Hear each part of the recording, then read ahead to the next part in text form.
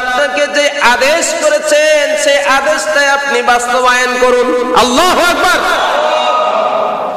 তাহলে আমাদের বাবার সুন্নাত হলো আল্লাহর হুকুমের সামনে কলিজার টুকরা সন্তানকে জবাই করা। কথা কোন ঠিক কিনা?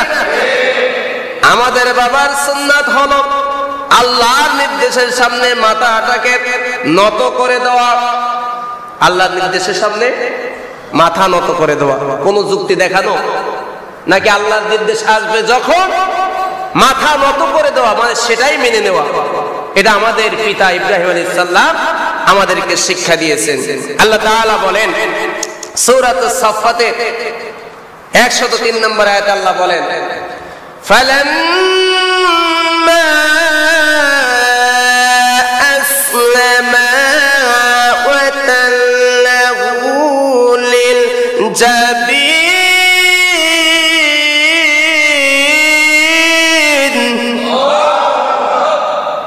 আল্লাহ নির্দেশ আসতে সময় ইব্রাহিম আলাইহিস সালাম এবং ইসমাইল আলাইহিস সালাম মাথা নত করে দিলেন, মানে সেটা মেনে নিলেন। সুবহানাল্লাহ।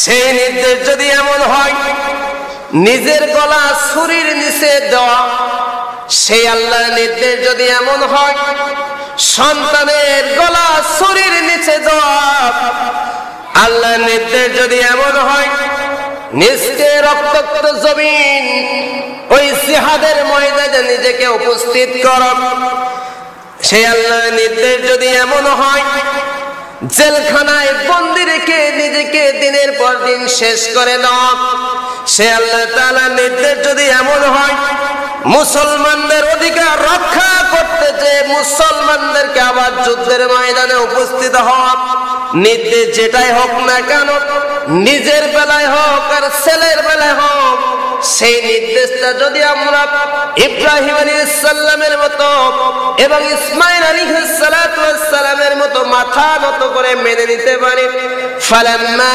আসলামা ওয়া তাল্লাহু লিল জাবিন, আমরা যদি আল্লাহর নির্দেশের সামনে কোনো যুক্তি না দেখে আমরা যদি মাথা নত করে দেই, অর্থাৎ আল্লাহর নির্দেশটাকে মেনে নেই, তাহলে ওয়াল্লাহি বিল্লাহি তাল্লাহ, আল্লাহর কসম করে বলি পৃথিবীতে এমন কোন শক্তি নাই মুসলমান